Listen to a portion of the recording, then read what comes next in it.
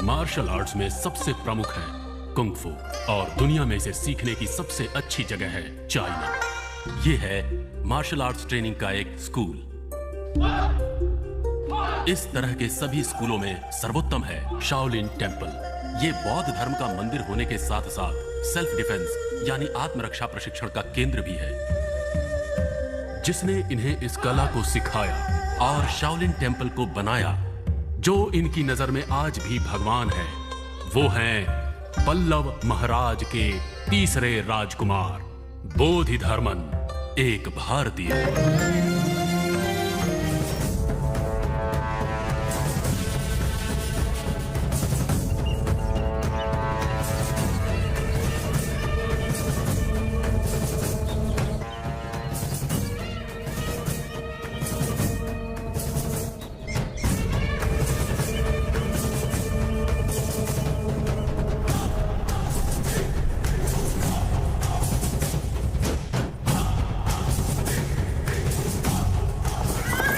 ये है पल्लव साम्राज्य का युद्ध प्रशिक्षण केंद्र। जब दूसरे देशों में नरबली का दौर चल रहा था, तब हम मार्शल आर्ट्स और दूसरी कलाओं के साथ साथ औषधियों का भी अध्ययन कर रहे थे। विभिन्न प्रकार के जानलेवा रोगों का यहां अद्भुत और शर्तिया इलाज तैयार किया जाता था। इन सभी कलाओं के साथ साथ सम्मोहन विद्या के भी महारथी थे बोधिधर्मन।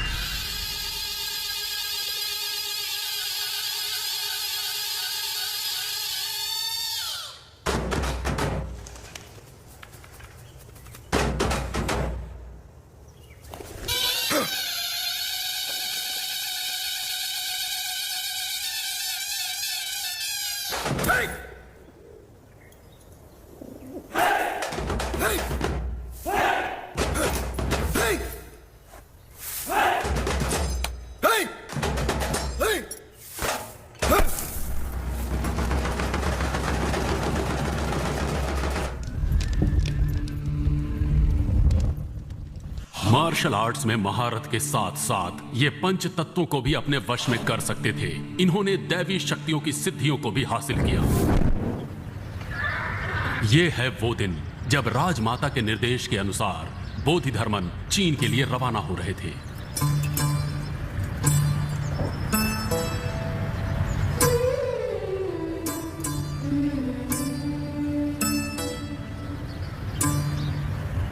अगर राजमाता ने यह निर्णय ले ही लिया है कि मुझे चीन जाना चाहिए, तो अवश्य ये मुझे किसी भले काम के लिए भेज रही हैं। अनुमति देने के लिए धन्यवाद।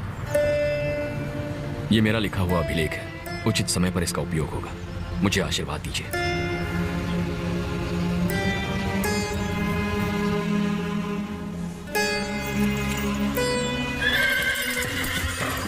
तीन साल के कठिन सफर के बाद बोधिधर्मन चीन देश के नानयिंग गांव पहुंचे।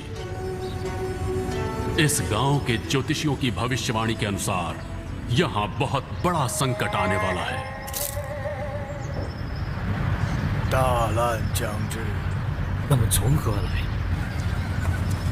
बोधिधर्मन के यहां पहुंचने पर गांव वालों ने उन्हें ही वो संकट समझ लिया।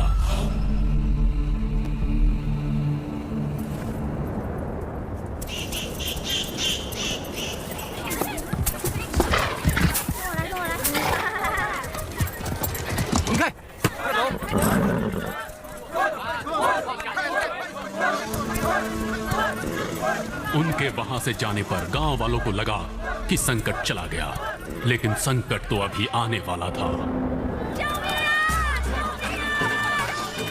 एक जानलेवा महामारी के रूप में जिसने किसी को नहीं बख्शना था।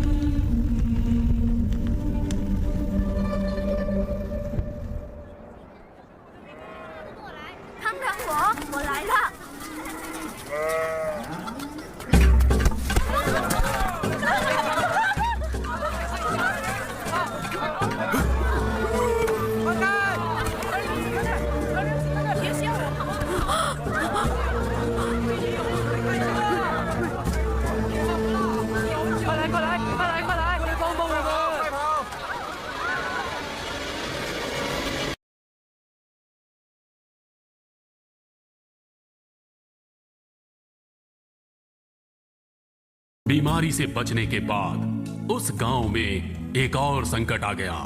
वो मनुष्य के रूप में हैवान था।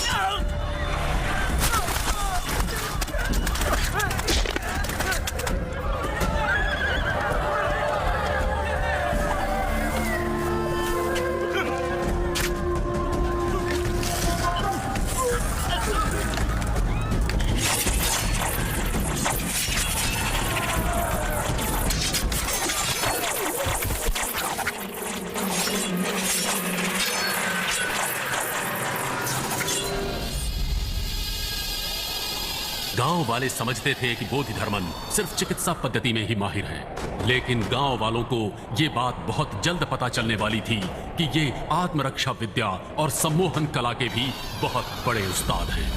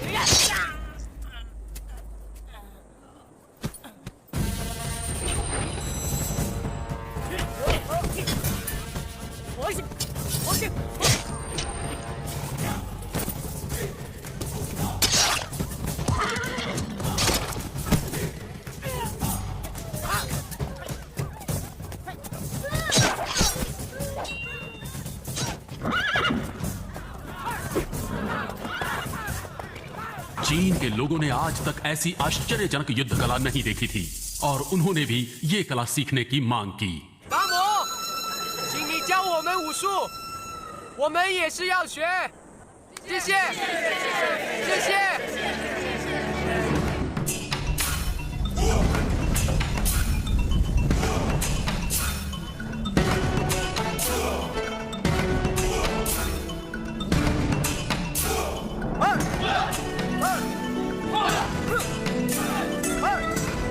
यहाँ के लोग बोधिधर्मन को प्यार से धामू बुलाते थे। वो उस गांव में रहकर अपनी कला सिखाने लगे। कई वर्षों बाद जब उन्होंने अपने वतन वापस जाने की इच्छा जताई, तब ज्योतिषियों ने उनके जाने के बाद फिर से संकट आने की भविष्यवाणी की। अगर इस संकट से बचना है तो बोधिधर्मन को यहीं रोकना होगा, किसी भी हाल में, जिंदा या मुर्दा। गांव वालों ने उन्हें रोकने के लिए उनके खाने में जहर मिला दिया, लेकिन बोधिधर्मन ये बात भली भांति जानते थे।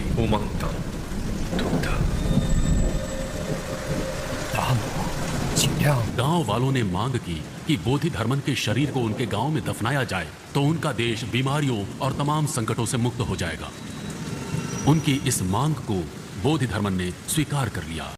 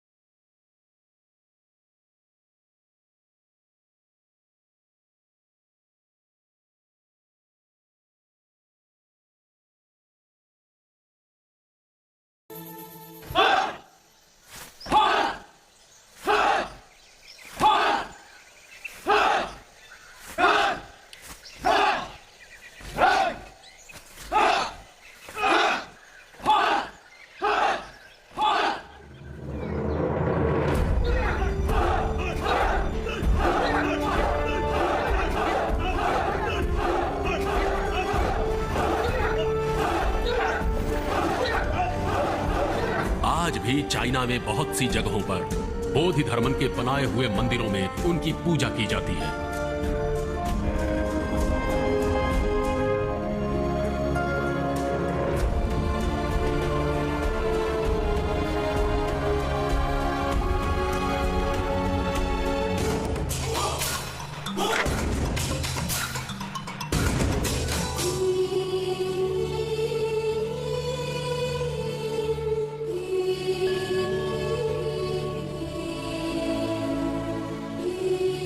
चाइना, जापान, थाईलैंड और कई देशों में मंदिर बनाकर एक भारतीय को पूजा जाता है, लेकिन हम में से कितने लोग इन्हें जानते हैं? मैंने तो नहीं सुना। बोधिधर्मन, ये नाम भी नहीं सुना। कभी सुना नहीं। सॉरी, नहीं जानती हूँ। No idea. Oh, Damu, yeah, I know him. Kung Fu master, right? I love him. Yes, I know Bodhidharman. He's son of king in South India. नहीं पता।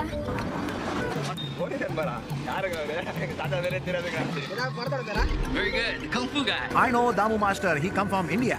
बोधिधर्मन, ये नाम मैं पहली बार सुन रही हूँ। सॉरी, मुझे नहीं मालूम। हमारे देश से गई हुई और भूली हुई इस कला को कोई हमारे ही विरुद्ध इस्तेमाल करेगा तो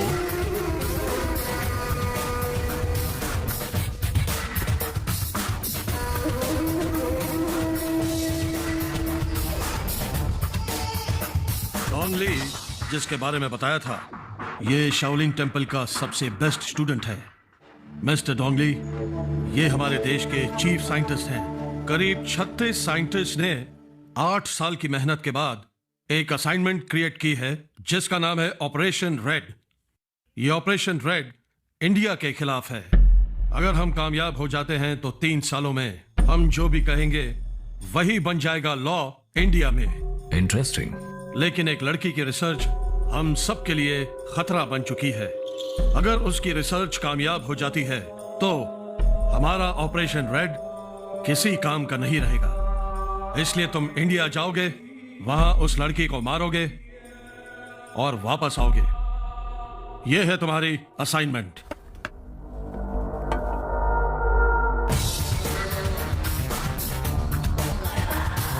सर, सिर्फ एक आदमी को भेजना ठीक नहीं है, पूरी टीम भेजेंगे। अगर ये पकड़ा गया तो हमारे देश में प्रॉब्लम हो सकती है। इसे कोई नहीं पकड़ सकता। इतना ओवर कॉन्फिडेंट होना ठीक नहीं।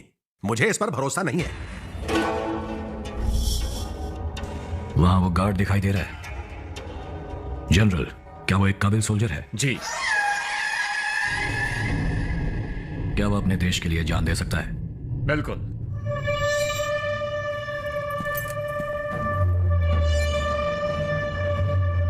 पर अब वो मेरे लिए जान देगा।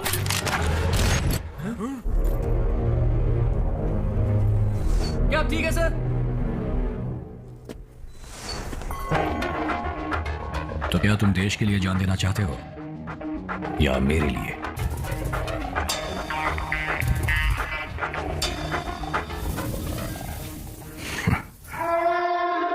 मैं बस एक बात जानना चाहता हूं, ऑपरेशन रेड है क्या? डोंगली, तुम ही इसे शुरू करने वाले हो। जब तुम इंडिया पहुंच जाओगे अपने आप समझ जाओगे। तो मुझे इंडिया कब जाना है? आज ही।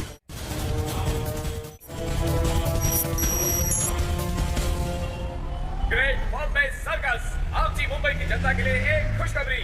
आप सब जिसका बेसब्री से इंतजार कर रहे थे, ग्रेट बॉम्बे सर्कस आप जी मुंबई के समुद्र के किनारे रोजाना 2 शो और शनिवार और रविवार 4 शो।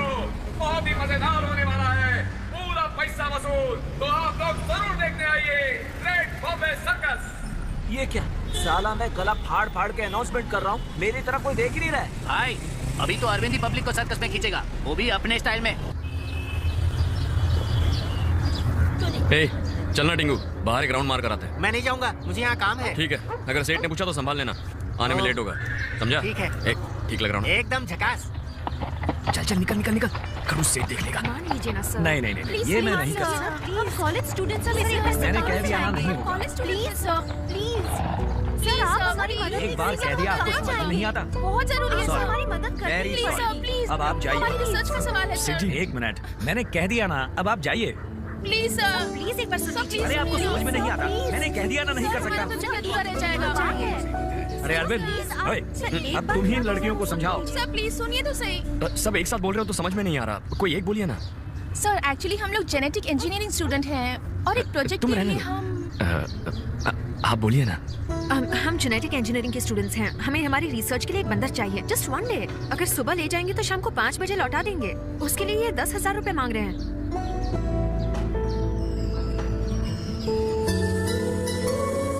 डिपार्टमेंट ने हमें सिर्फ 1,000 रुपए सैंक्शन किए हैं, हम स्टूडेंट्स हैं। और उसे कुछ हो गया तो? हाँ, उसे कुछ हो गया तो वो हमारे सर्कस का स्टार है। कुछ नहीं होगा, चाहिए तो आप हमारे साथ चलिए, पूरा दिन हमारे साथ रहिए, शाम को बंदर के साथ वापस आ जाइए। ओके? बस एक दिन रहूंगा, अगर बंदर भाग गया तो सेठ जी छोड़ेंगे नहीं ना। ठीक है सेठ जी, मैं जाता हूँ, इनके साथ स्टूडेंट्स है ना, इनकी हेल्प हो जाएगी। हो जाएगा, इन लड़कियों से पैसे हटने। क्या सेठ जी कचरा कर रहे हैं, मुझे कुछ नहीं चाहिए। बंदर के लिए 1100 दे दीजिएगा, 1100 ले लीजिए। हाँ सेठ जी, ठीक है तो सेठ जी मैं चलता हूँ। नहीं, ये चाहिए तो ले जाओ फ्री में, लेकिन बंदर सर्कस छोड़कर कहीं नहीं जाएगा। ठीक है, आपकी मर्जी, चलो चलते हैं। अरे सेठ जी ये लोग जा रहे हैं, सेठ जी जा रहे हैं, रोको इन्हें, जाओ और अपना काम कर। 1000 रुपए में मान जाओ ना सेठ जी, अब आप चाहे तो 50 रुपए मेरे पगार से काट लीजिए, आप डन कर दीजिए उनको। वो चली जाएगी सेठ जी, वो जा रही है, देखिए मैं ओके बोल देता हूँ। सेठ जी ओके ओके हो गया, ये मान गए। जाइए, नहीं मानने वाला, जाइए। जाओ जाओ, चल निकम्मे, तू भी जाकर अब अपना काम कर।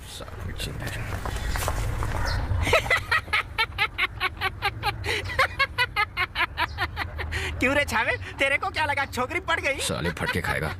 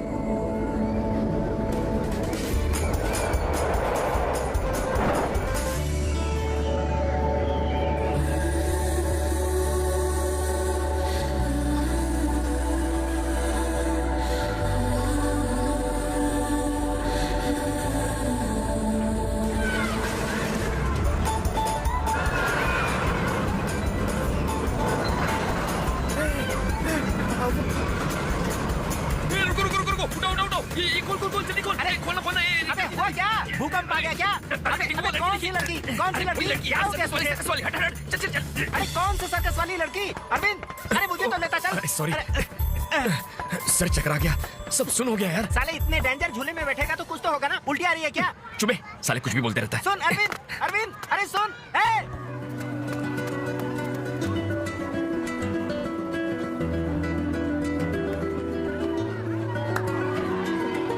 अरविंद रुक ना। कुछ नहीं छुआ, मुझे भी साथ लेके चल।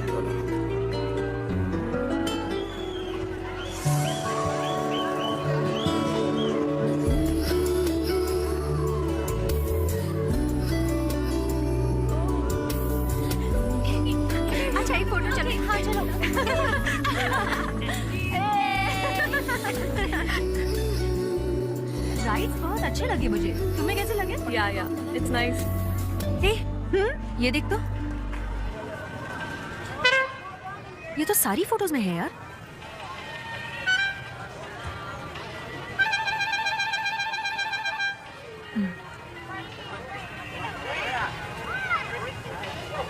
सुधा।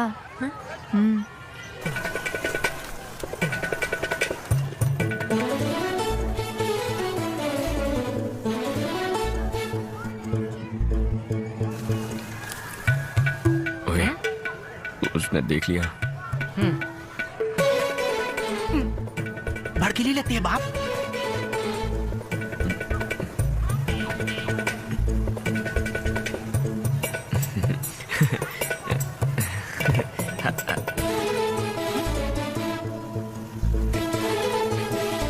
बाय। आइला, चल रे कल्टी मार। हे, कहाँ गया?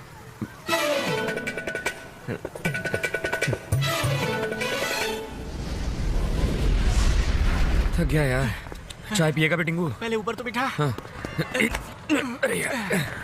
अरे यार पैर बहुत दर्द कर रहे हैं। उस छोकरी ने तेरे को पहले टाइम इच फूटने को बोला ना, फिर भी उसके पीछे काय को हाथ पैर दुखा रहा है। ये फालतूगिरी से तेरे को क्या मिलने वाला है? फोन बज रहा है तेरा, उठा। मेरा फोन नहीं है। अरे तेरी ही जेब में बज रहा है। बस मेरी जेब में रहा है लेकिन मेरा नहीं है। चाय पिएगा ना? 2 चाय देना। हाँ। उसका फोन है। ये किस टाइम आ रहा बे? उस टाइम।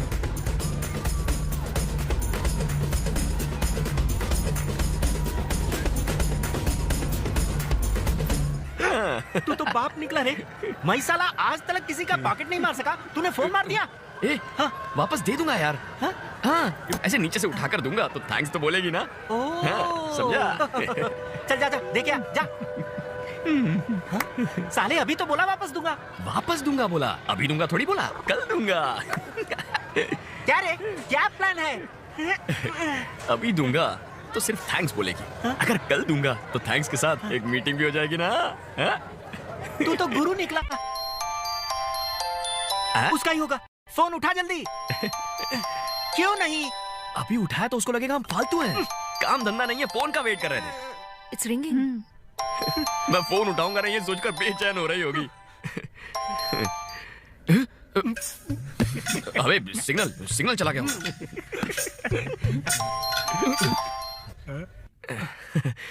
हेलो।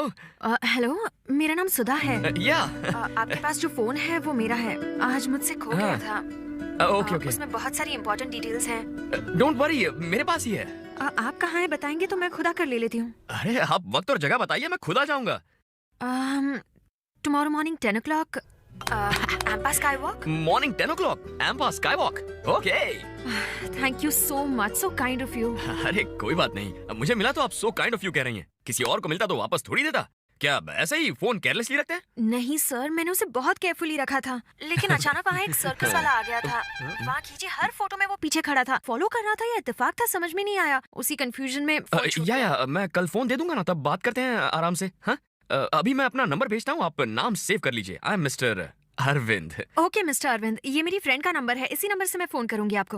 ओके। मेरा फोन संभाल के रखिएगा। ओ भाई तेरी सेटिंग हो गई। क्या प्लान बना के तूने फोन मारा? अब लव की भी कुछ ऐसी सेटिंग कर डाल।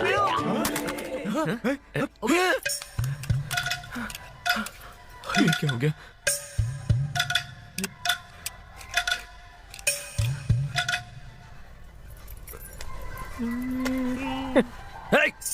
साले ये मेरा प्लान था।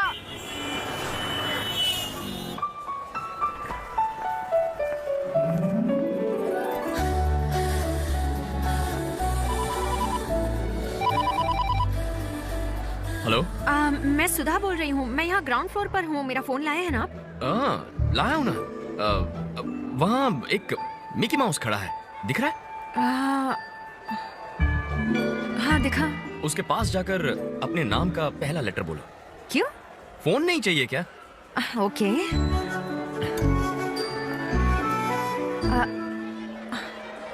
एस। मेरे नाम का पहला अक्षर है एस।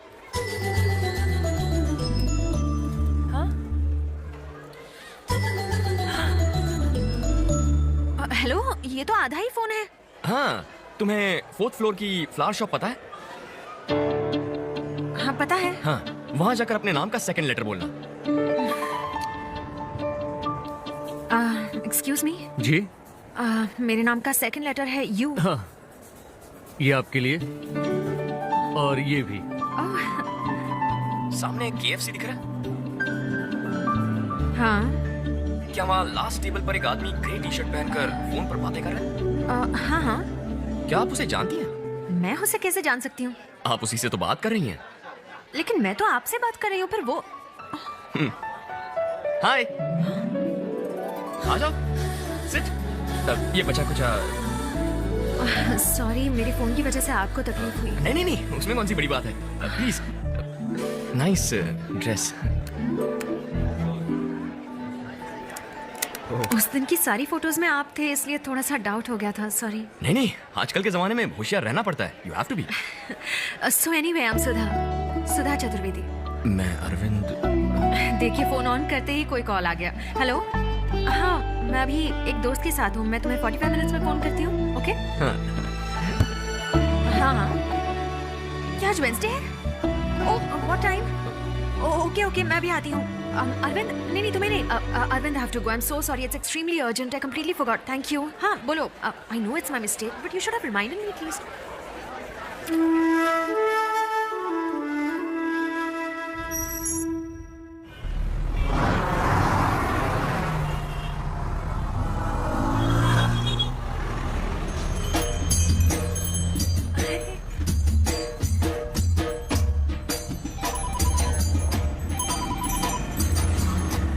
हेलो। हेलो, मैं सुधा बोल रही हूँ। हाँ, अरे कैसी हैं आप? ये क्या, आप हाथी पर क्यों बैठे हैं? आप है कहाँ? आपने कैसे देख लिया? आपके ऊपर आपको एक ब्रिज दिख रहा है? हाँ। उसी ब्रिज से थोड़े दूर पर एक बस स्टॉप है।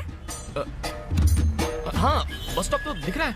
वहाँ एक लड़की ब्लैक ड्रेस और रेड दुपट्टा पहनकर फोन पर बात कर रही है, दिखाई दिया? हाँ, अब दिख गई। वो फोन पर किससे बात कर रही है पता है? मुझसे बात कर रही है, तो वो आप हैं। रुक जा। हाय। हाय।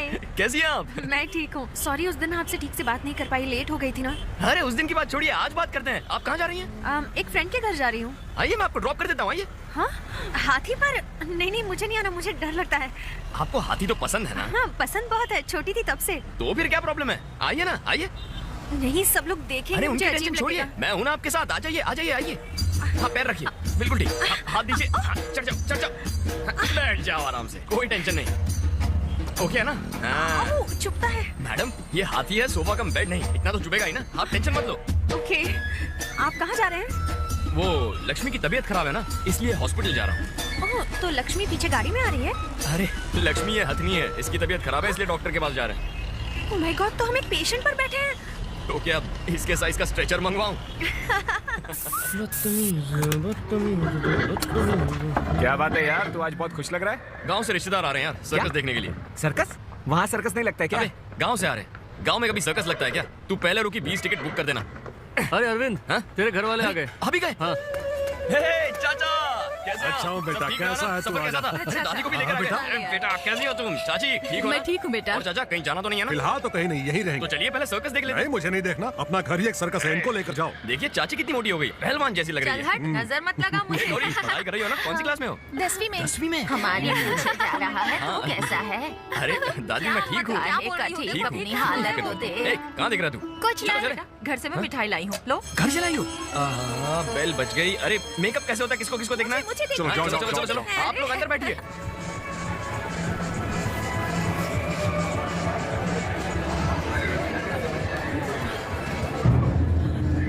देखा आपने, मिठाई खाए बिना ही चला गया और बच्चों को भी साथ लेके चला गया। कम अरे से तो कम बाद में 20 खा तो लेगा खा। ना, वैसे ही परेशान हो। अरे सुनो, तुम ही से कह रही हूँ। सुनो। अभी सोफा ए, दिख गया। हेलो मैडम, आपको ये लोग बुला रहे हैं। यहाँ हो ना। कौन है? कैसी हो तुम? आप कौन है? क्या हुआ, हमें पहचाना नहीं? नहीं। याद नहीं, 1 आध साल पहले तुम हमारे गाँव आई थी, बोधि धर्मन करके सबसे पूछताछ कर रही थी।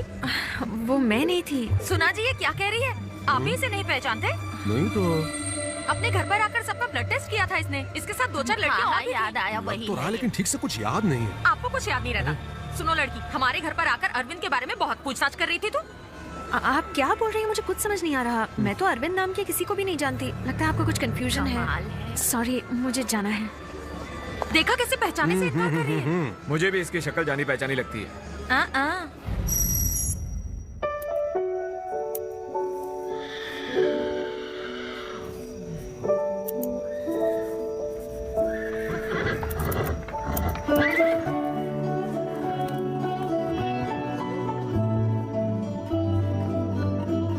कल ये गिफ्ट देते ही वो जरूर मान जाएगी। आई लव यू लिख देता हूं। I love you.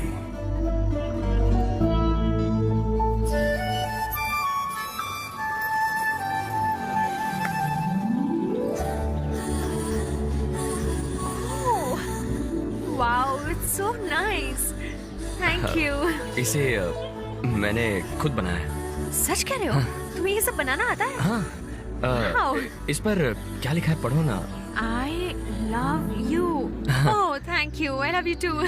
मेरी सहेली मालती को ऐसी डॉल्स बहुत पसंद है। उसके लिए भी एक बना सकते हो प्लीज? वो देखेगी तो तुरंत छीन लेगी। नेक्स्ट टाइम उसके लिए भी एक बनाना, okay? But thank you so much, it's lovely. Thank you. ठीक है, मैं काम से जा रही हूँ, तुम्हें कहीं ड्रॉप कर दूँ? मैं अरे चलो।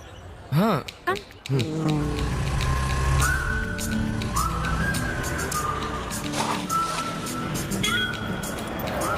एक मिनट। हाँ,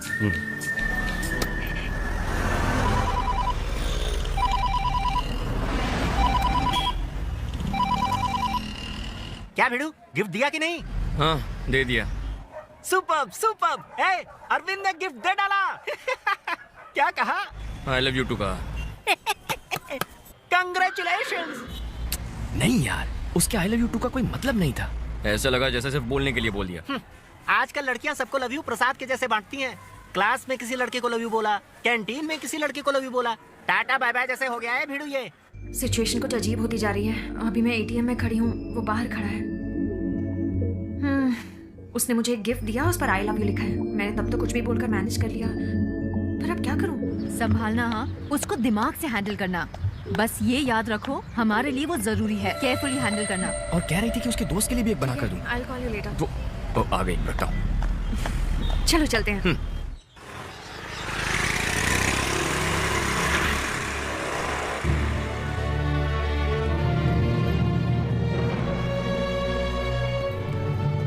अरविंद 2 मिनट रुकना, मैं अंदर जाकर आती हूँ। हाँ ठीक है।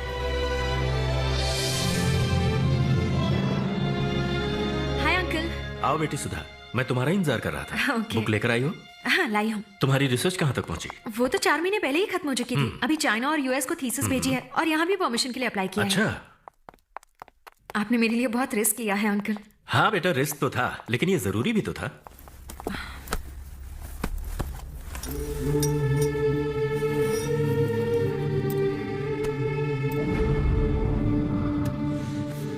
बुक आ गई, इतना काफी है, इसलिए अब कोई टेंशन मत लेना।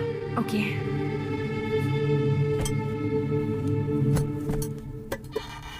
तुमने उस लड़के को बता दिया ना?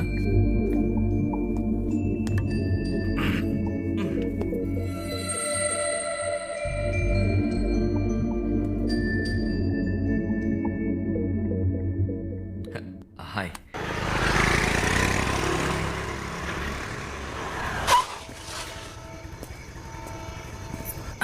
क्या तुम कल सुबह 10 बजे फ्री रहोगे? तुमसे कुछ बात करनी है। हाँ, जैसा तुम कहो। मुझे भी कुछ बात करनी है। लगता है हम दोनों एक ही बात करने वाले हैं। Okay, bye. बाय।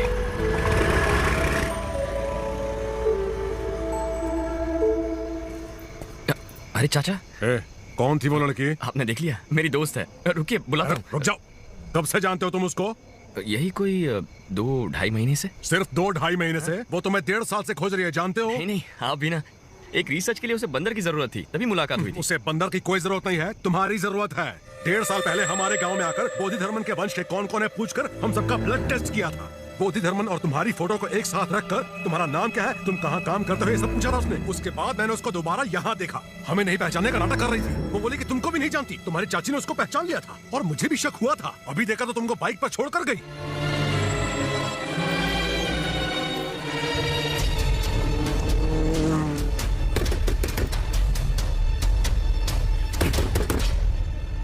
अरविंद क्या हुआ तुम्हें? अभी तो ड्रॉप करके आई थी। कौन हो तुम? 1.5 साल से मुझे फॉलो क्यों कर रही हो? बताओ। अरविंद, आखिर तुम मुझसे चाहती क्या हो? हाँ?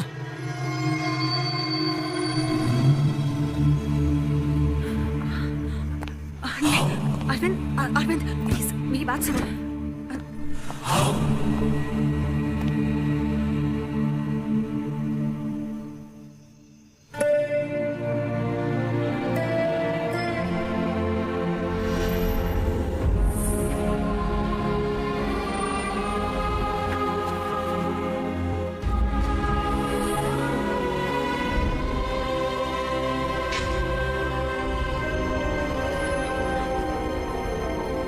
तो सब कुछ प्लान था। प्लान बनाकर मुझे धोखा दिया। अरविंद, मैं इसी बारे में तुमसे कल बात करने वाली थी। मैं एक रिसर्च कर रही हूँ। पागल था मैं, तुम पर विश्वास किया। ये तेरे पीछे क्यों पड़ी है सबने पूछा मुझसे, लेकिन मेरे भेजे में बात घुसी ही नहीं। झूठ झूठ बस झूठ बोलती रही। मेरे जीते जी मेरा पोस्टमार्टम कर दिया। मैं तुम्हें सब कुछ पहले ही बताने वाली थी। क्या बताने वाली थी? ये चूहा, ये खरगोश, इन पर भी रिसर्च करती हो? देखो, मैं तुम्हें सब कुछ समझाना चाहती थी, लेकिन तुम तो ये सोचने लगे कि मैं तुमसे प्यार करती हूँ। अगर मैं तुमसे कह देती कि मैं तुमसे प्यार नहीं करती तो तुम रिसर्च के लिए कभी राजी नहीं होते। इसी डर से मैंने तुम्हें अब तक कुछ नहीं बताया। सिर्फ थोड़ा सा हंस खेल लेने से प्यार नहीं हो जाता अरविंद। बकवास बंद करो। तुम मुझे ढूंढते हुए आई थी, अपना काम निकालने के लिए कुछ भी कर देती, किसी भी हद तक गिर जाती। बस करो अरविंद, तुम किसी और मतलब से ये बात बोल रहे हो। हाँ, मैं उसी मतलब से बोल रहा हूँ। लड़कियों से ना मिलना ये तुम्हारी गलती है, क्योंकि तुम्हारी परवरिश हाथी, ऊंट जैसे जानवरों के बीच ही हुई है। उस पे एक लड़की ने हंसकर बात कर ली तो प्यार हो गया। हाँ सुधा, प्यार हो गया मुझे। माना कि मैं जानवरों के बीच रहा, पर उन्होंने कभी झूठ नहीं कहा, प्यार का नाटक नहीं किया जैसा तुमने किया। पता है तुम्हें, उन जानवरों से प्यार करना गलत नहीं था, पर तुमसे प्यार करके गलती कर दी, है ना? सही कहा। प्यार के अलावा तुम्हें पता भी क्या है? बाहर में जाओ तुम और तुम्हारा प्यार।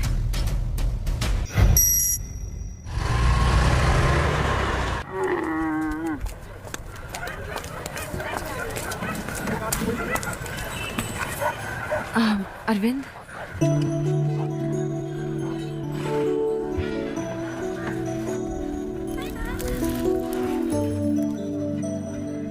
मेरा पीछा नहीं छोड़ोगी? नहीं छोड़ सकती। सुनिए, ये बहुत उदास है। जब से आपके घर से आया इसे किसी चीज की होश ही नहीं है। 1 घंटे के लिए मेरे साथ चल सकते हो? हाँ, ऐसे ही प्यार में फंसाकर छोड़ दिया बेचारे को। हमारे घर में क्या कमी है? बस अब चुप हो जाओ। प्लीज सिर्फ 1 घंटे के लिए चलो मेरे साथ। ए अरविंद, तुझे जाना चाहिए। आप गाड़ी के पास जाइए, मैं इसे भेजता हूँ।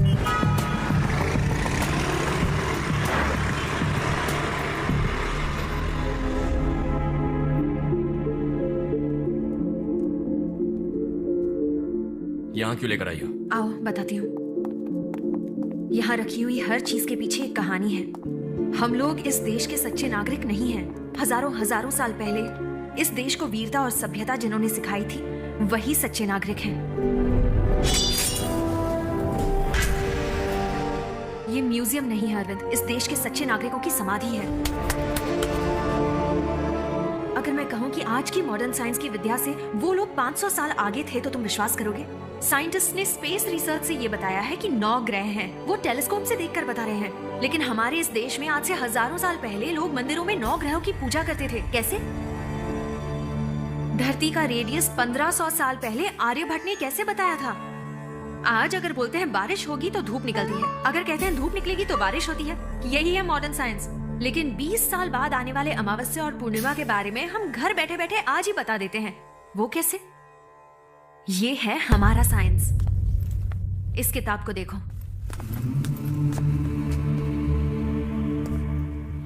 इस किताब का और मेरा कोई संबंध नहीं है, लेकिन तुम्हारा इस किताब के साथ संबंध है। पता है ये किताब किसने लिखी है? ग्रेट मास्टर बोधिधर्मन, एक भारतवासी। उन्हें दूसरा बुद्ध मानते थे।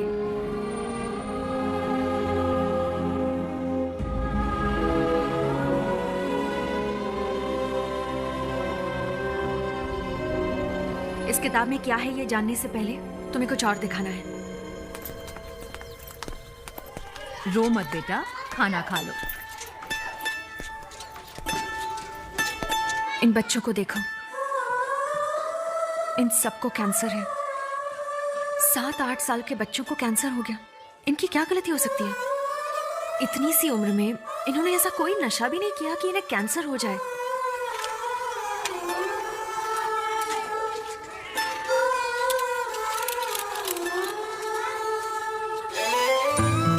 ये बच्चे मेंटली चैलेंज्ड हैं।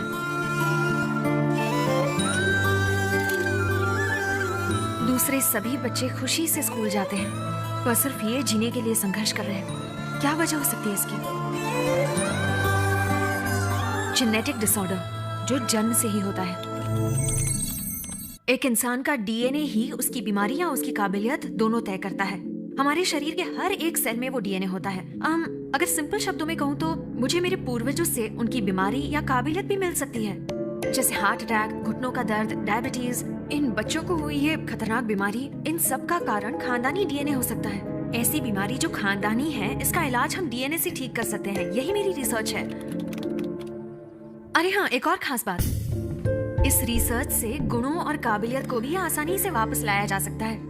एक चित्रकार और एक वीर पुरुष के वंशजों के डीएनए में वो काबिलियत अभी भी होगी।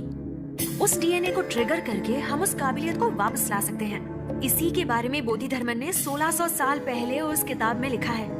1600 साल पहले लिखी किताब में डीएनए रिसर्च के बारे में लिखा है? पता है, इन सबको हमें भगवान नहीं मानकर एक साइंटिस्ट मानना चाहिए। अभी 2 साल पहले की बात है, एक रिसर्च ऑर्गेनाइजेशन ने बोधिधर्मन के कब्र की खुदाई की। ये देखो, कब्र से मिले बोधिधर्मन के स्केलेटन, बाल और दांतों से रिसर्चर्स को उनके डीएनए का सैंपल मिला। ये मैंने इंटरनेट पर देखा था।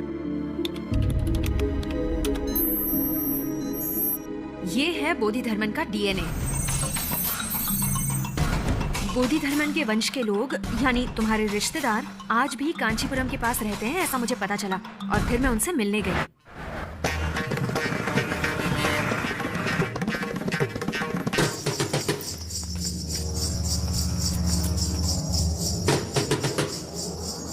बोधिधर्मन का डीएनए पैटर्न तुम्हारे किसी रिश्तेदार से मैच करेगा, ये सोचकर मैंने उन सबका ब्लड टेस्ट किया।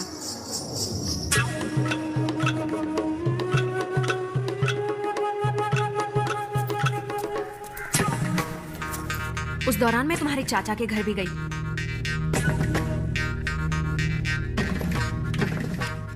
पर वहां कुछ देखकर मैं हैरान हो गई। दीवार पर लगी तुम्हारी फोटो बिल्कुल बोधिधर्मन जैसी लग रही थी।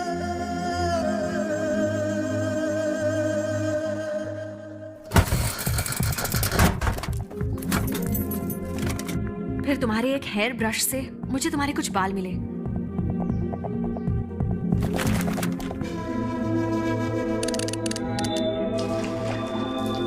जैसा मैंने सोचा था, तुम्हारा डीएनए पैटर्न बोधिधर्मन के डीएनए पैटर्न से 83% मैच हो रहा था। बस तभी से मैं तुम्हें ढूंढने लगी।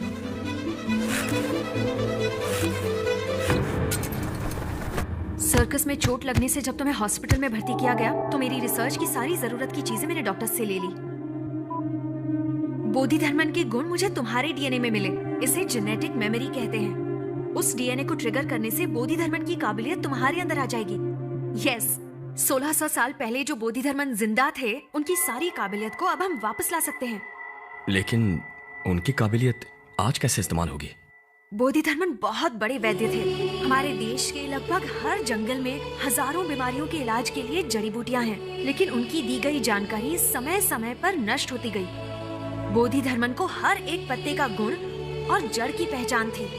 इस जानकारी से पूरे विश्व का फायदा होगा, पर यह सब मुमकिन हो सकता है अगर तुम राजी हो जाओ। मुझे क्या करना होगा?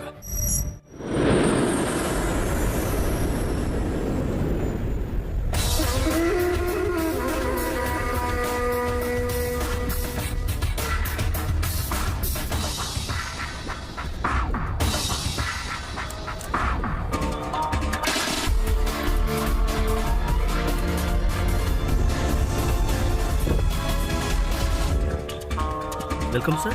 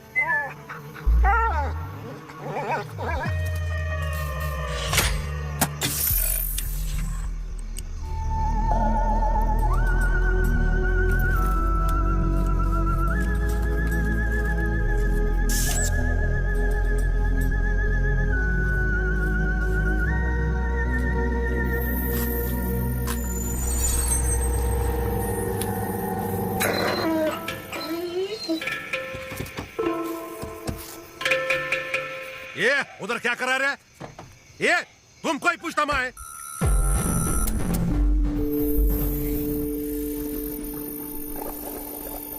यार ये गुरखा है क्या रे तू? कौन है तू? क्या करता रे इधर? चलो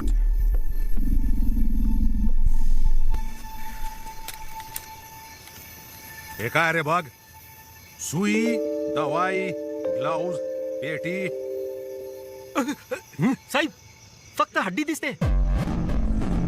कौन रे तू?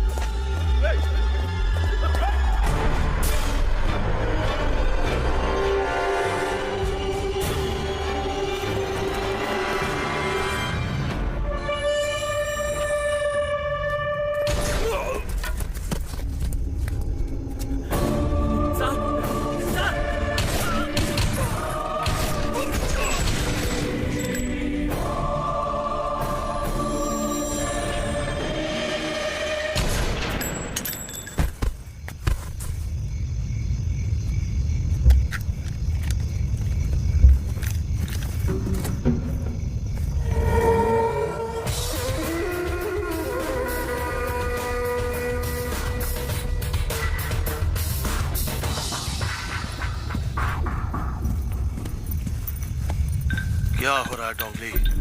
ऑपरेशन रेड की सक्सेसफुल शुरुआत हो चुकी है. क्या कोई मरा? 9 पुलिस वाले. वो लड़की कब मरेगी? सुधा. उसे मैं कल मार दूंगा. बोधि धर्मन दोबारा जिंदा नहीं होना चाहिए. बोधि धर्मन का वजूद ही मिट जाएगा.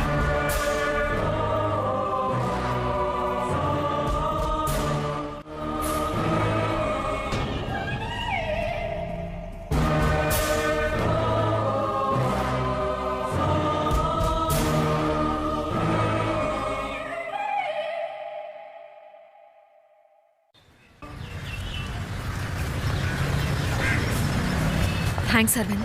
थैंक्स किस लिए? तुम इस रिसर्च के लिए राजी हुए इसलिए. आज जो मीटिंग होने वाली है वो 3 साल से मेरा सपना है. तो तुम 3 साल से कोशिश कर रही? 3 साल पहले तो मैंने अपना रिसर्च वर्क स्टार्ट किया था. बहुत रेफरेंसेस जमा करके थियोरी भी कर चुकी हूँ. अमेरिका, चाइना और कनाडा में थीसिस भी भेजी थी, पर कहीं से कोई रिस्पॉन्स नहीं आया. क्या तुम वो इंडिया में नहीं कर सकती? कर सकती हूँ, पर जिंदा इंसान की रिसर्च करने के लिए यहाँ की गवर्नमेंट की परमिशन चाहिए. इसलिए ये मीटिंग रखी है. आज सब बड़े साइंटिस्ट आए हैं, लेकिन मैं ही इस रिसर्च को डिटेल में एक्सप्लेन कर सकती हूँ. देखो, इस तरह के researches the American society of human genetics में कंडक्ट किए जाते हैं, क्योंकि ह्यूमन बीइंग्स पर रिसर्च कंडक्ट करने के लिए बहुत सारे लॉज इन्वॉल्व होते हैं. हाँ, थियोरेटिकली तुम्हारी रिसर्च बिल्कुल परफेक्ट है. Thank you. देखते हैं बाकी के साइंटिस्ट इस बारे में क्या सोचते हैं. ओके. ये प्रोफेसर रविंद्रनाथ त्यागी हैं. दुनिया के सभी साइंटिस्ट के साथ इनका कनेक्शन है. मुझे काफी इनकरेज करते हैं. तो आखिर में मैं यही कहूंगा कि मेरी डीएनए रिसर्च है इम्यूनिटी को डेवलप करना हेरिडिटरी डिजीजेस के खिलाफ. Thank you. Next, Sudha Chaturvedi. I am Sudha Chaturvedi. I'd like to thank everyone for this wonderful opportunity today. I'm pursuing genetic engineering. Even school kids conduct genetic researches nowadays. My research is based on genetic disorders and genetic memory. मैं भारत के विकास और खोज के बहुत सारे उदाहरण देना चाहती हूँ. इसलिए क्या मैं हिंदी में बात कर सकती हूँ? बहुत सारे लोगों के लिए दूसरे बुद्ध कहलाने वाले बोधि धर्मन 6th सेंचुरी में जीवित थे. आत्म सुरक्षा और चिकित्सा पद्धति दोनों में भी वो बहुत गुणवान थे. बोधि धर्मन के वंशजों के डीएनए की जांच करने पर अरविंद नाम के एक शख्स का डीएनए बोधि धर्मन के डीएनए से 83% मैच हुआ. इस जेनेटिक मेमोरी को एक्टिवेट करना ही मेरी रिसर्च है. तुम्हारी रिसर्च तो बहुत एडवांस है. अमेरिका ने इस पर अभी सोचना ही शुरू किया है. नहीं सर, बोधि धर्मन ने उस किताब में इसके बारे में बहुत कुछ लिखा है. हिंदी किताब पढ़ के जेनेटिक रिसर्च नहीं कर सकते हैं. वो किताब हिंदी में है, बस इसी कारण से उसे बेकार मानना क्या सही होगा सर? मिस्टर नेल्सन, ये तो आजकल का फैशन हो गया. जहाँ भी देखो बस हिंदी हिंदी ही बोलो.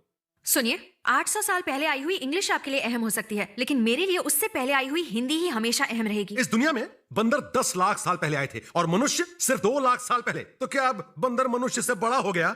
तुम्हारी हिंदी बंदर के जैसी है. हाँ, पुरानी तो है, लेकिन किसी काम की नहीं है.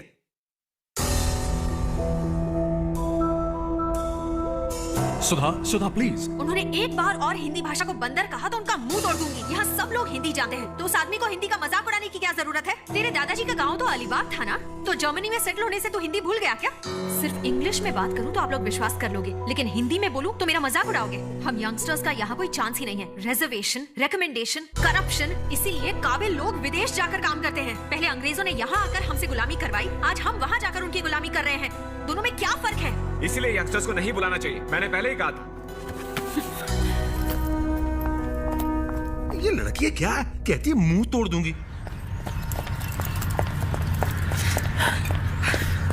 क्या हुआ सुधा? इंडियन होने के कारण विदेश में इज्जत नहीं देते हैं, हिंदी बोलने के कारण इंडिया में इज्जत नहीं देते हैं। क्या कहा उन्होंने? वो लोग सुनने को ही तैयार नहीं है। एक्सक्यूज मी, आपका असाइनमेंट हमने कल ही पढ़ा। Really fantastic stuff. सक्सेस यकीनन मिलेगी, लेकिन यहाँ कुछ नहीं होने वाला। आप अमेरिका चले जाइए। सुनो, तुम्हारे कहने पर भी वो लोग नहीं मानेंगे क्या? सॉरी सर, हमने कुछ कहा तो वो हमारे मार्क्स काट लेंगे। मतलब ये हमारा नंबर है, अगर रिसर्च में किसी मदद की जरूरत हो प्लीज कॉल अस। तो अब हम क्या करेंगे? इनके सपोर्ट के बिना हम इंडिया में कुछ नहीं कर सकते हैं। सुधा चतुर्वेदी आती हैं?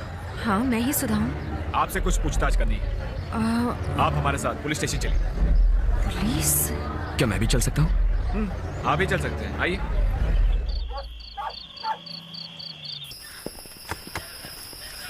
इसे पहचानती हैं आप? संतोष, ये तो मेरा पड़ोसी है, पर इसे यहाँ क्यों? इसने अपने बाप को मार दिया, गला काट दिया। ये हादसा हुआ है आपके दरवाजे के सामने। अब ये बार बार कह रहा है कोई चाइनीज आदमी आपको मारना चाहता है, पूछिए इसे। संतोष? दीदी, मैंने कुछ नहीं किया दीदी। कुछ आवाज सुनकर पिताजी गए। आपके दरवाजे का ताला कोई चाइनीज आदमी खोल रहा था। पिताजी ने उस चाइनीज आदमी से पूछा तो उसने पिताजी का गला काट दिया। मुझे लगता है वो आपको मारने आया था दीदी। बस यही बात दोहराया जा रहा है।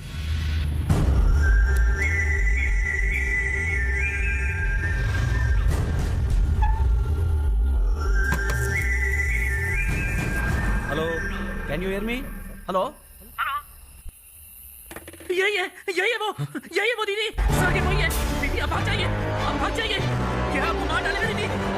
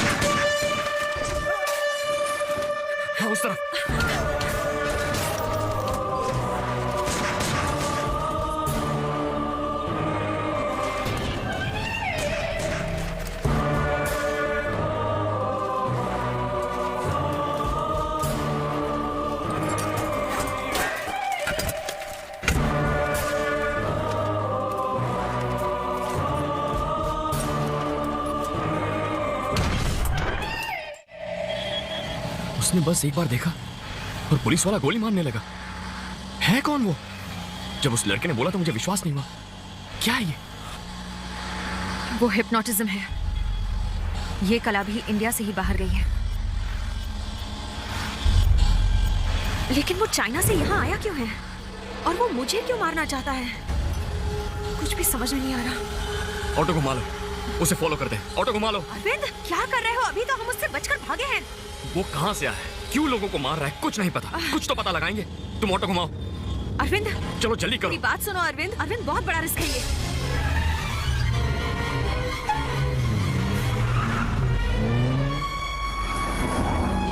देखा, वो जा रहा है। उस गाड़ी को फॉलो करो, जल्दी करो। Okay sir.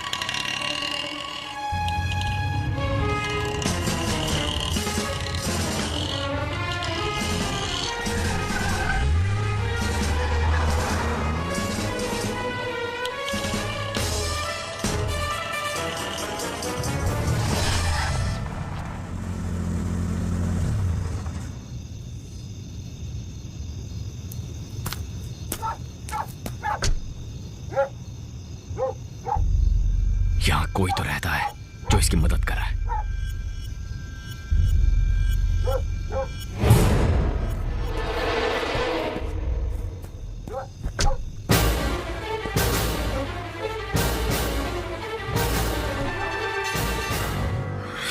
ये तो वही प्रोफेसर है।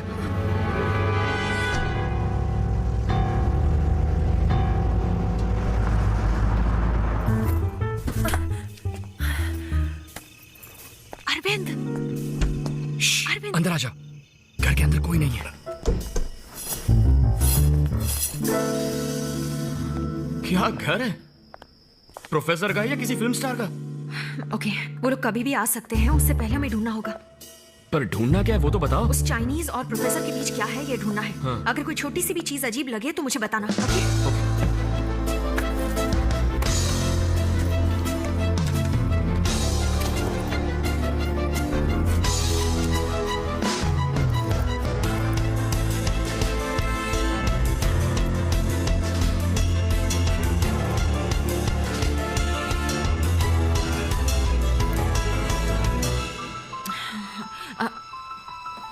अरविंद,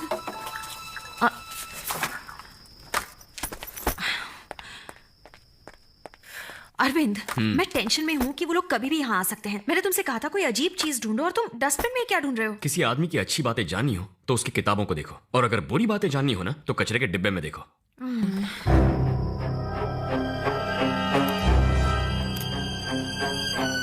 ट्रैश में ही काम का मेल मिला। ऑपरेशन रेड के नाम से चाइना वाले इंडिया में कुछ करने वाले हैं और उसके लिए उन्होंने डोंग ली नाम के एक आदमी को भेजा है। मतलब ये चाइनीज आदमी ही डोंग ली है। पर प्रोफेसर के साथ उसका क्या कनेक्शन हो सकता है?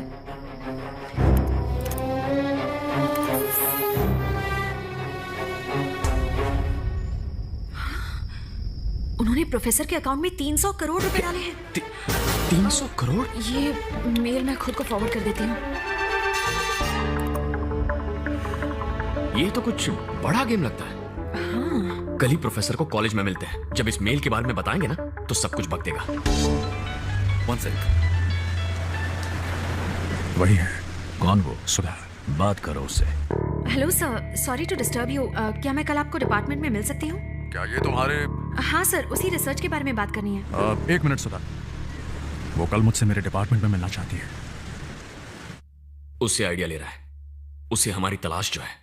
कहेगा डिपार्टमेंट में मत आना, किसी पब्लिक प्लेस में आकर मिलना। सुधा, क्या हम कल लोखंडवाला सर्कल पर मिल सकते हैं? डिपार्टमेंट मत आओ, वहाँ हम किसी कॉफी शॉप में बैठकर बात करेंगे। Okay sir, okay, thank you. कल 9 बजे लोखंडवाला सर्कल मिलने के लिए बोला है, किसी कॉफी शॉप में। देखते हैं कौन किसके जाल में फंसता है। काफी दिनों से पूछना था, तुम्हारी फैमिली वाले कहाँ हैं? मुंबई में है? इस वक्त तुम्हें मेरी फैमिली कैसे याद आ गई? मेरे पिताजी कोल्हापुर में एक बहुत बड़े वैद्य थे, बहुत काबिल थे। बड़े बड़े डॉक्टर्स जो डायग्नोज नहीं कर पाते थे, मेरे पिताजी यूं कर देते थे। उनकी वजह से औरों के क्लिनिक्स नहीं चलते थे, इसलिए पिताजी एक ढोंगी डॉक्टर हैं, बिना डिग्री के इलाज करते हैं, ऐसा कहकर 3 साल उन्हें जेल में डाल दिया। उसके बाद किसी से वो बात नहीं करते थे।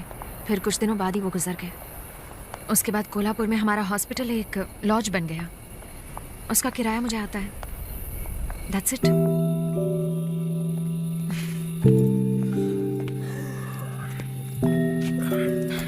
एक फ्रेंड का घर यहाँ पास ही है, सुबह वहीं फ्रेश होकर चले जाएंगे। तुम सोना मत हाँ please.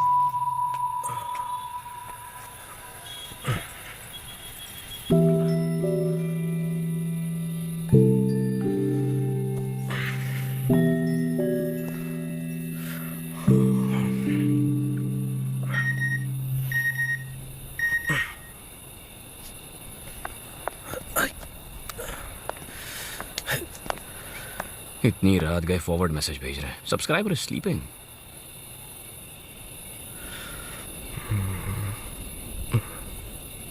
According to James Watson, the helical structure of the DNA allows us to extract the DNA and club them together. So by this you can also isolate. Immediately rice avoid करना होगा, फिर power yoga शुरू करना होगा। आईने में चेहरा देखती हूँ तो लगता है कि चेहरा सूज गया है। आज छवि से मेरा बहुत बड़ा झगड़ा हुआ। वो अरविंद में इंटरेस्टेड है और वो चाहती है कि मैं अरविंद से बात करूं। मैंने कह दिया मैं नहीं बोलने वाली, तो पूछती है क्या तुम मुझसे लव करती हो? क्यों? मैं नहीं कर सकती क्या? वो तो लव फेलियर की वजह से रिसर्च के लिए तैयार हो गया, पर वो सारी चीजें मैं अभी नहीं सोचती। मैं उससे लव नहीं करती हूँ, वो साथ होता है तो खुशी होती है, मैं सेफ फील करती हूँ। रिसर्च के बाद देखते हैं।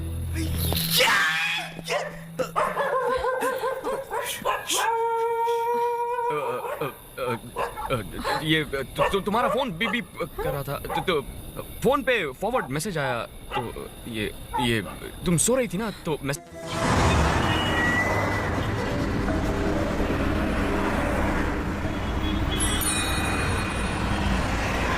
कहाँ जाना है? Post office.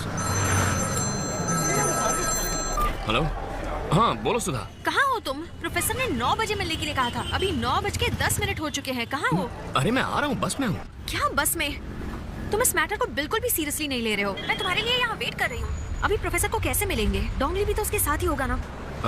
उस प्रोफेसर का नंबर मुझे मैसेज कर दो।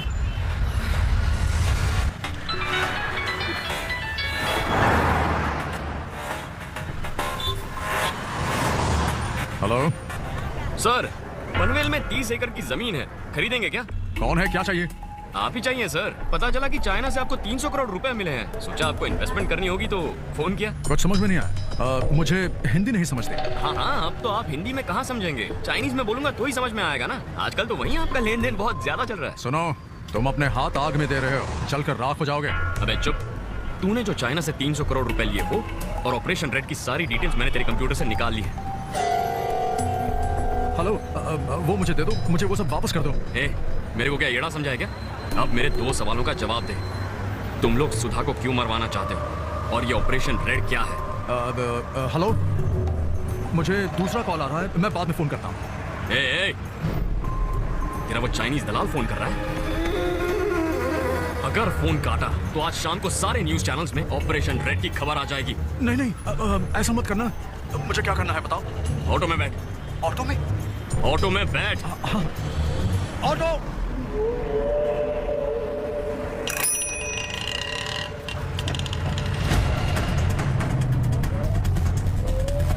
बैठ गया? हाँ। आना कहाँ है मुझे? बीकेसी आजा। ड्राइवर बीकेसी ले लो।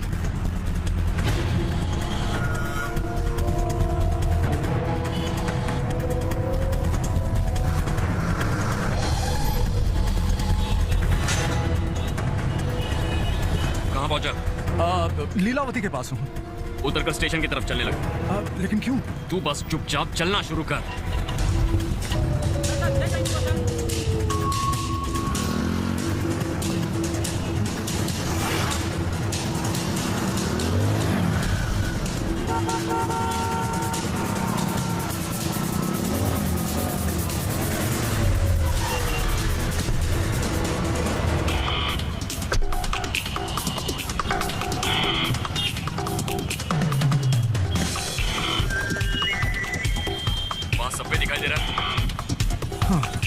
सबवे में घुस।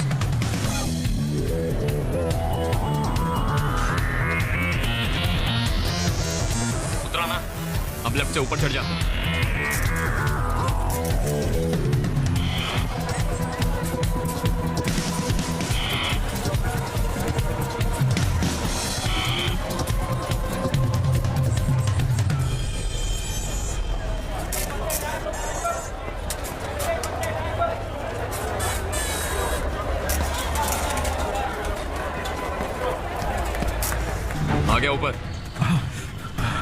तेरे सामने जो बस खड़ी है उसमें चढ़।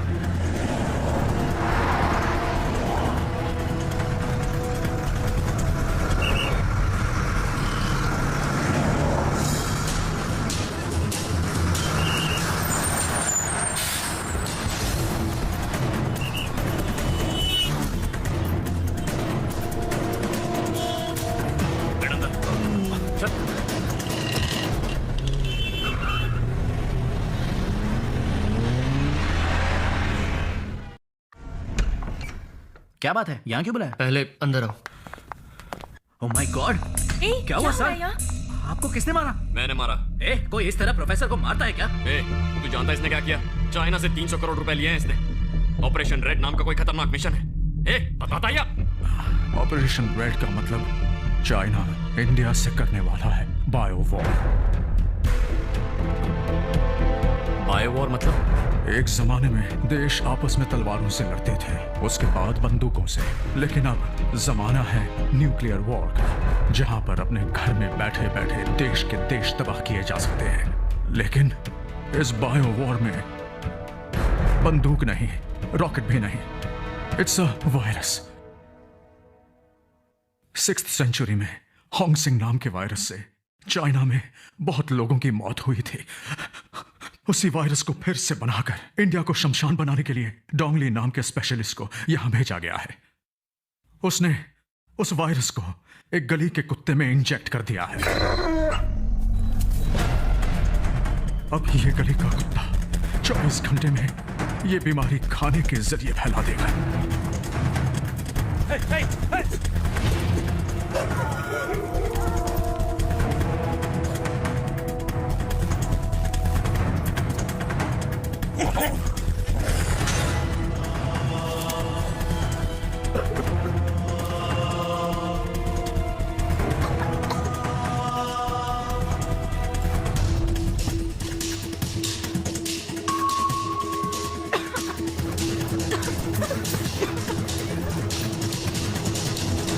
अब तक बहुत से कुत्तों में ये बीमारी फैल गई होगी।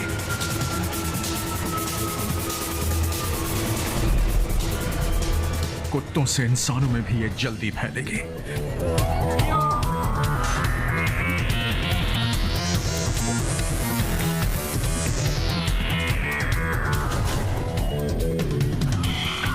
किसी जमाने में साइंटिस्ट हर बीमारी की दवा की खोज करते हैं, अब नई नई बीमारियों की खोज करते हैं। इस बीमारी की दवा कोई नहीं खोज सकता, लेकिन चाइना में इस दवा की खोज हो चुकी है 1600 सालों पहले बोधि धर्मन नामक एक महान पुरुष के नुस्खे के जरिए।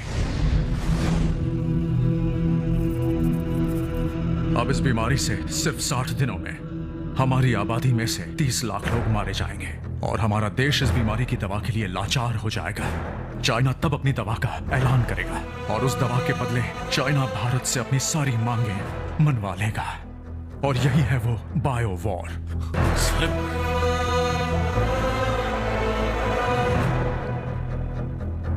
तो तुम सुधा के पीछे क्यों पड़े थे?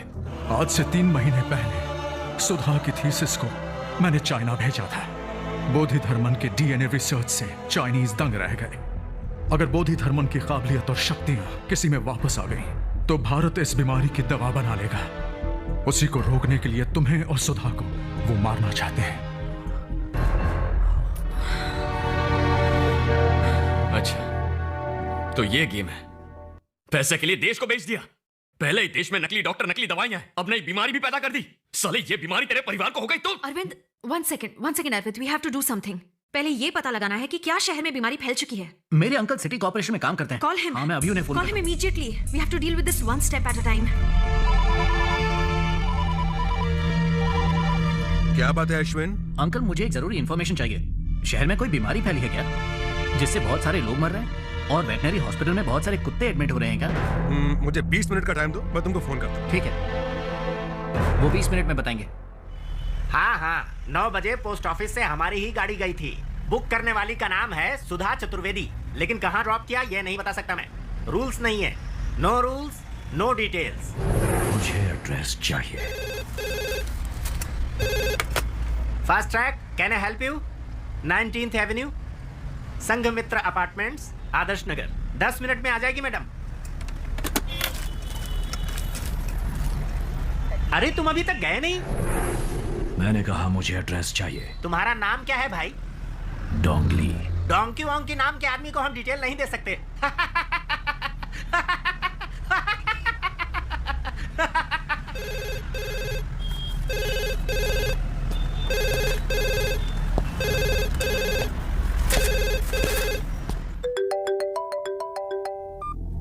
Hello uncle. हाँ बोलिए। हाँ अश्विन, तुम्हारी खबर सही है। कूपर हॉस्पिटल में कल 6 लोग एडमिट किए गए थे। कल सुबह 8:30 को एक मरा, 11:30 बजे दूसरा मरा। अभी तक बीमारी का डायग्नोज नहीं कर पाए हैं। वेटनरी हॉस्पिटल में एक ही दिन में लगभग 300 बीमार कुत्ते लाए गए हैं, ऐसी खबर मिली है। इसके बाद और कोई डिटेल मिलेगी तो मैं तुमको कांटेक्ट करूंगा। हमें तुरंत हॉस्पिटल जाना होगा, जल्दी। अच्छा, और इनका क्या करें? क्या इस कमरे के अंदर लैंडलाइन है? नहीं है। नहीं है ना?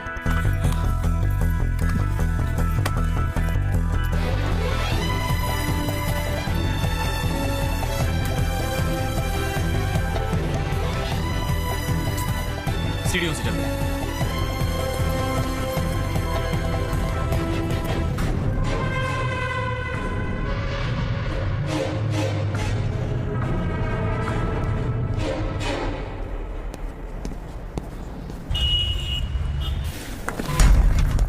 जनरल वार्ड कहाँ है? 3rd floor. हम जा सकते हैं ना वहाँ?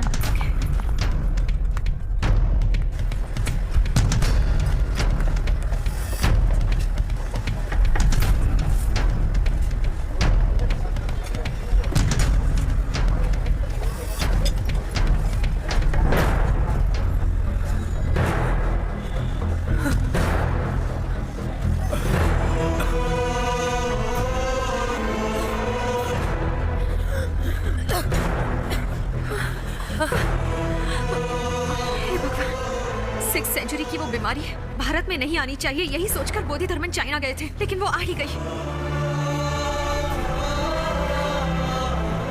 इतना बड़ा विश्वासघात, वो कमीना मेरे हाथ लग गया ना तो जिंदा नहीं छोड़ूंगा। नहीं अरविंद, अभी वो इम्पोर्टेंट नहीं है, उससे ज्यादा खतरनाक है ये फैलने वाली बीमारी। अगर इन पेशेंट्स को इस तरह जनरल वार्ड में रखा गया तो ये और ज्यादा फैलेगी। चलो, सबसे पहले इन पेशेंट्स को आइसोलेशन वार्ड्स में ले जाना होगा। अश्विन, तुम हेल्थ मिनिस्टर को कांटेक्ट करके इस बीमारी की सीरियसनेस बताओ। इमरान, तुम इन पेशेंट्स के मेडिकल रिपोर्ट्स जमा करके WHO को मेल करो। इस बीमारी की पूरी डिटेल्स टेलीग्राम के द्वारा, मेल के द्वारा सबको बतानी पड़ेगी। निशा, मालती, तुम दोनों न्यूज चैनल्स को कांटेक्ट करो। जनता को ये बताना पड़ेगा कि ये बीमारी कितनी खतरनाक है। अरविंद, मैं जाकर हॉस्पिटल के डीन से मिलकर आती हूँ, तुम जाकर चीफ डॉक्टर से मिलो। Okay, let's go. ओके। ये तुम क्या कह रही हो? 6th सेंचुरी की बीमारी है? हाँ डॉक्टर, 6th सेंचुरी में ये बीमारी चाइना में फैली थी और लाखों लोगों की मौत हो गई थी। कांचीपुरम से बोधि धर्मन ने जाकर इस बीमारी को क्योर किया था। ओह, फॉरेन जाने वाले पहले डॉक्टर। वही बीमारी अब इंडिया में आई है। उस बीमारी के 3 मरीज आपके हॉस्पिटल में एडमिट हुए हैं। कौन सी वार्ड में? जनरल वार्ड में बेड नंबर 76, 77 एंड 78 डॉक्टर। ओह, उन पेशेंट्स की बात कर रही हो? Yes yes. उन्हें क्या हुआ है? Chicken pox. एंटीवायरल का एक डोज देंगे, मंडे डिस्चार्ज। नहीं डॉक्टर, उन्हें तुरंत आइसोलेशन में डालना होगा।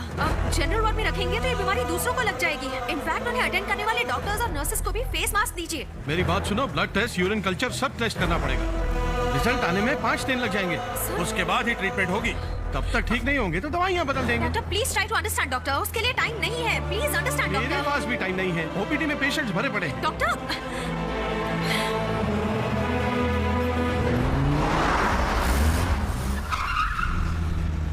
वो लोग यहीं पर हैं।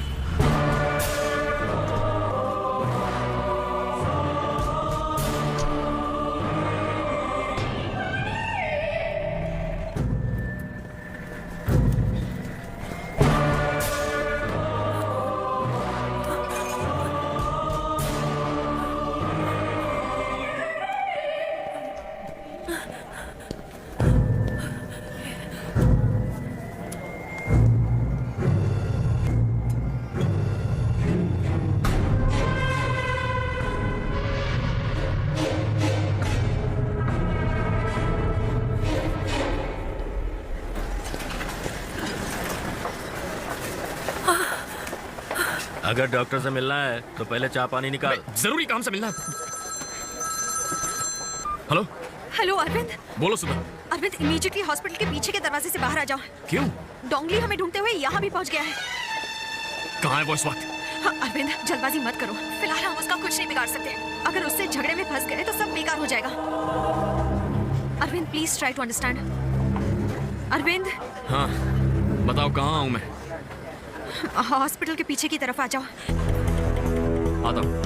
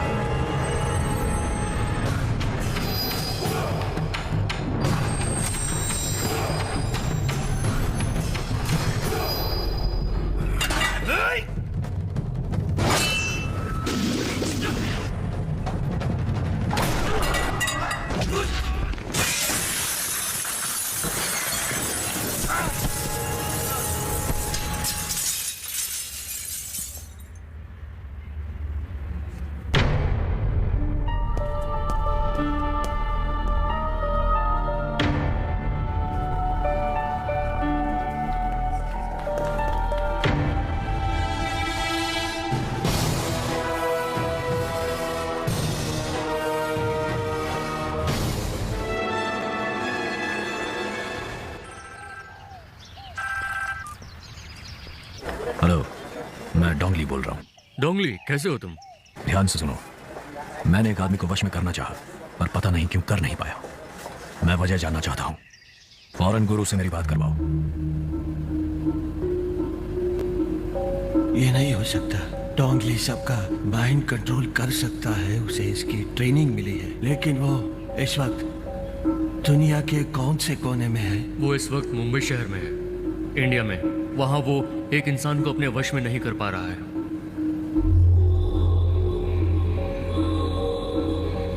उसको वहाँ नहीं रहना चाहिए। लेकिन क्यों? उससे वापस आने को कहो। पहले मुझे ये बताओ, मैं उसे वश में क्यों नहीं कर पाया? दामू, उसकी रगों में दामू का खून है। उसे तो मार दिया था ना। देखता हूँ उसका खून क्या करता है।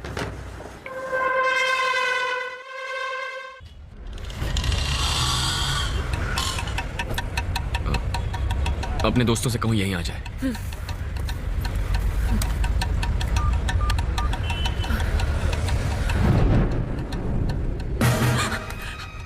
अरविंद वो यहीं पर है, वो हमें ही ढूंढ रहा है। कहाँ है?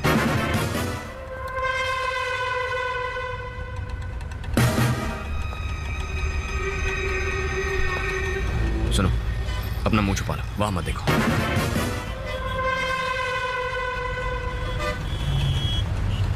चलो चलो, आप लोग रुके रहो।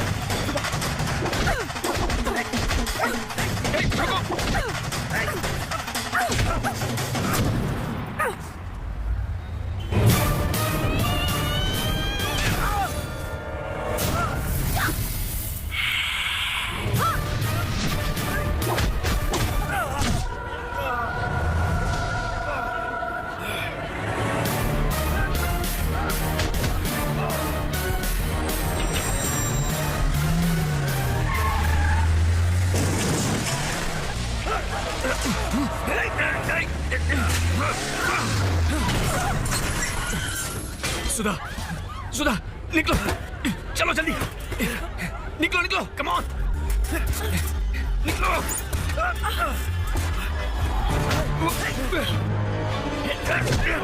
सुधा तुम जाओ। छोड़ना।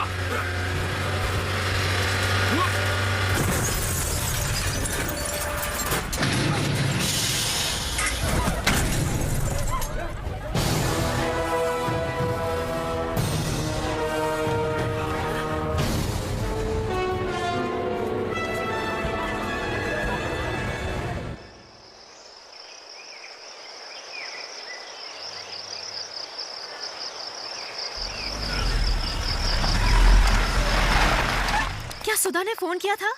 वो हॉस्पिटल में आ गया था। हाँ, सुधा ने हमें बताया और यहाँ आने को कहा।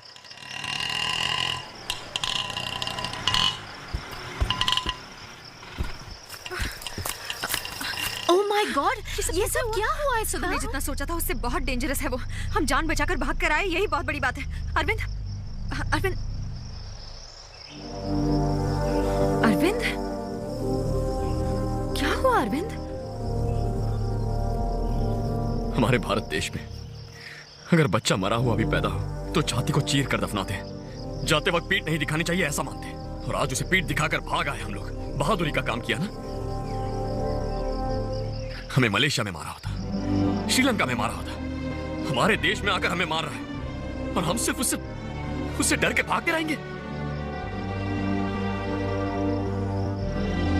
तो तुम ही बताओ हम क्या कर सकते हैं अरविंद? जिसने दुनिया को वीरता सिखाई ये वही भारतवर्ष है और अब हम इसी देश में मार खा रहे हैं। पलट कर वार करना होगा। वो इस मिट्टी से जिंदा वापस नहीं जाएगा। नहीं Arvind, he is too powerful. उससे लड़कर हम जीत नहीं सकेंगे। जीतेंगे भी कैसे? हमारे हथियार तो म्यूजियम में बंद है। धनुष, तलवार सबको ताला मार के रख दिया है। उन्हें बाहर निकालना होगा। अरविंद, इस वक्त जो हालात हैं उन्हें तो समझने की कोशिश करो। वीरता वीरता बोलकर पड़ोसी देश से लड़े ना हम। क्या जीत गए हम? हार ही मिली ना। वीरता और धोखेबाजी में फर्क समझो। अकेले भारत को 9 मुल्कों ने मिलकर मारा, वो वीरता नहीं, धोखा है। मैं समझती हूँ अरविंद। मैं ये नहीं कह रही हूँ कि उसे छोड़ दें, लेकिन उससे पहले हर पल फैलने वाली इस बीमारी को रोकना होगा हमें। फिर डोंगली को मिटाएंगे। फिलहाल ये दोनों काम एक साथ नहीं हो सकते। हो सकते हैं। उस बीमारी का इलाज करना, उस आदमी को मिटाना सिर्फ एक ही आदमी कर सकता है, बोधि धर्मन। डीएनए रिसर्च को शुरू करना होगा। बोधि धर्मन की कला को वापस लाना होगा। आपने जैसा बोला वैसे ही मारेंगे। उसको ऐसा मारेंगे कि दुनिया के किसी भी कोने से कोई भी आदमी एक भारतीय पर हाथ उठाने से डरेगा। उसके लिए ह्यूमन जेनेटिक लैब चाहिए जो बिल्कुल गुप्त होगी। 12 दिनों तक हमें सबसे छुप कर रहना होगा। मुझे पता है ऐसी लैब कहाँ है। रुको। अगर 12 दिन हमें किसी लैब में छुप कर रहना है तो तुम में से किसी को बाहर से हेल्प करनी होगी और उससे भी ये पता नहीं चलना चाहिए कि हम कहाँ हैं। Correct. Malti, you are the right person.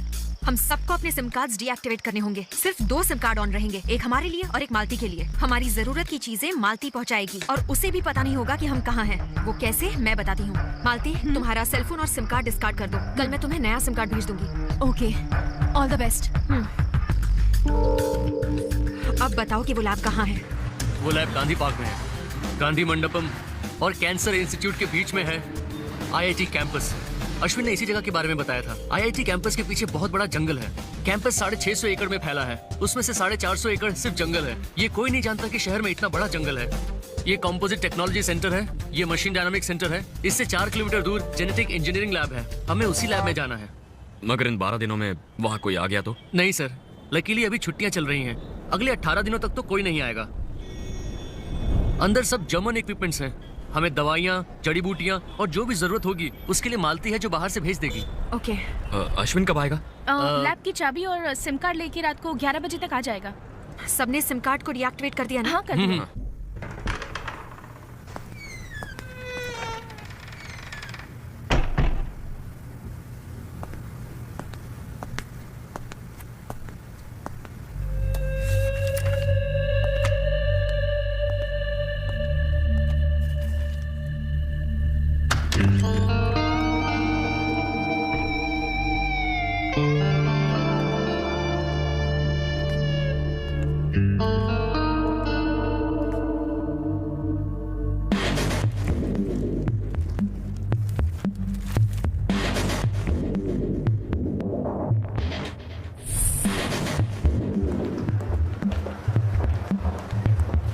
Yes sir, how can I help you? मैं जानना चाहता हूँ ये किसने खरीदी थी। सर ये मैं नहीं बता सकता।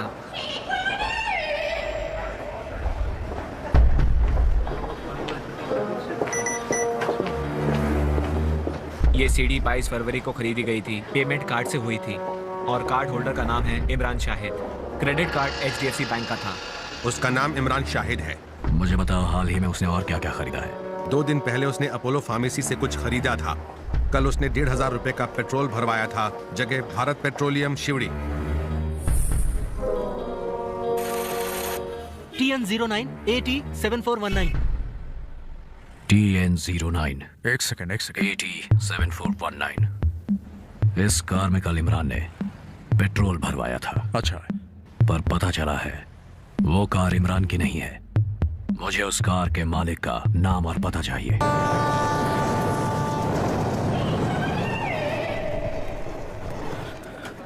तुम सही थे ली, वो कुल मिलाकर 5 नहीं, वो 6 लोग हैं। एक लड़की बाहर से उनकी मदद कर रही है, उसका नाम है मालती। वो सुधा की स्कूल फ्रेंड है और सिविल इंजीनियरिंग के 3rd ईयर में है। ये रहा उसका ड्रेस। मालती को ढूंढ निकालो और बाकी सब तुम्हें मिल जाएंगे। एक बार उनका पता चल जाए तो मालती को मत छोड़ना, मार देना उसे। बिल्कुल यही तो मैं करने वाला हूँ। और किसी को भी मत छोड़ना, वरना मुसीबत में पड़ जाओगे। सबको मार देना। Yes.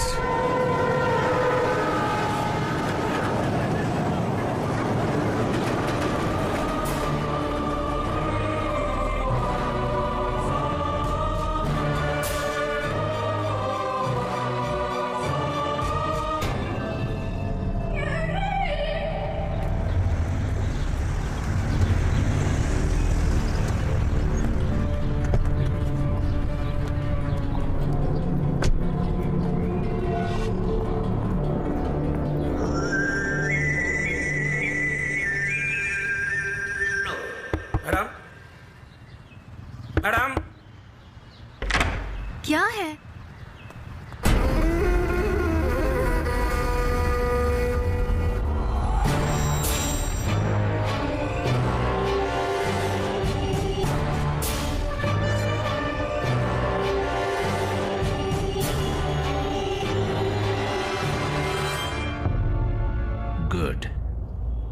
Good plan.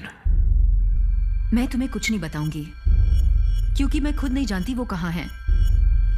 It's time for बोधि धर्मन। उनसे तुम बच नहीं पाओगे।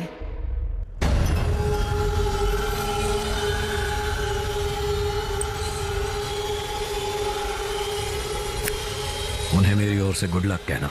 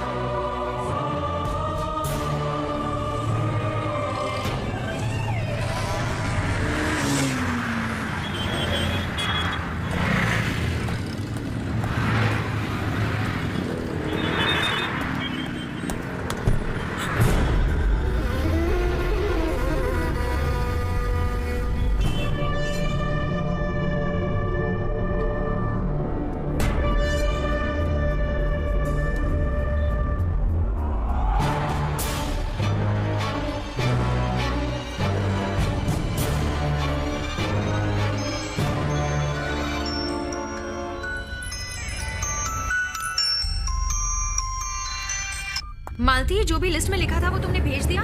Genetic engineering lab, Malti, B wing, east Newton circle, IIT campus, Gandhi park. Imran, Malti का फोन तेरे पास कैसे आ गया? और मालती कहाँ है? हेलो, और एड्रेस क्यों बता रहे हो अभी? इस बार तुम नहीं बचोगी। हरामजादे! अगर इंडिया से नफरत है और हिम्मत है तो इंडियन आर्मी से क्यों नहीं लड़ते? मासूम लोगों की जानें क्यों ले रहे हो बुज़दिल? और वे तुम्हें मार देगा। तुम बोधि धर्म से नहीं बच सकते। इमरान! इमरान! जवाब दो इमरान! इमरान!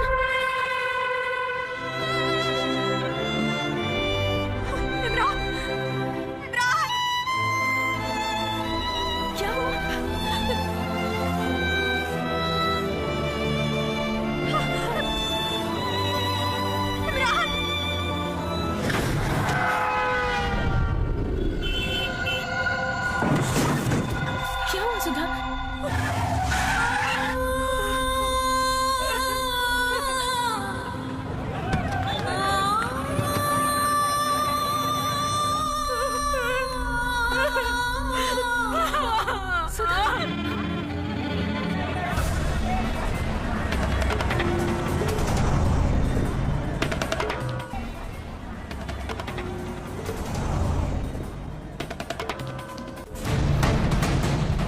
सुधा, we need to go.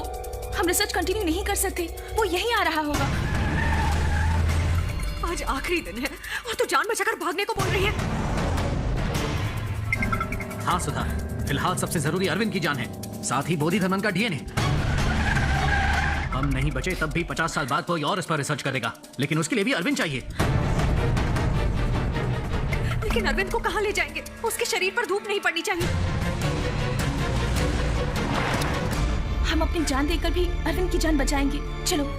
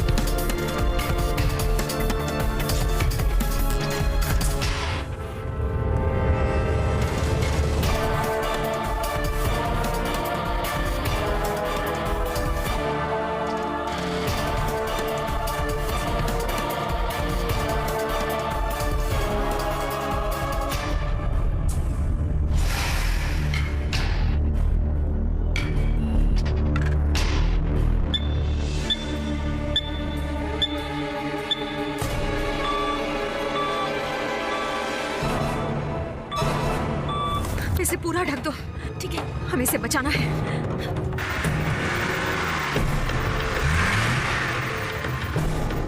पूरी तरह कवर करो। सुधा, हाँ? डॉगली आ चुका है।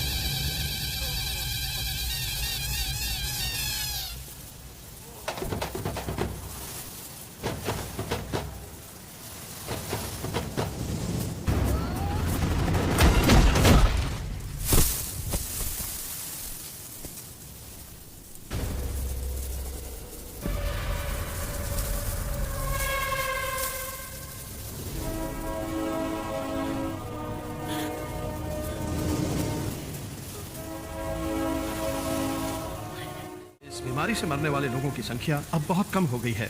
इसे एक चमत्कार ही माना जा रहा है क्योंकि इस रहस्यमय बीमारी का इलाज बनाया है मिस्टर अरविंद ने, जो एक सर्कस में काम करते थे। आपका कहना है कि हम अपनी पुरानी परंपराओं और संस्कृतियों को भूल गए हैं, लेकिन आपके हिसाब से आज के जमाने में उनका क्या उपयोग है?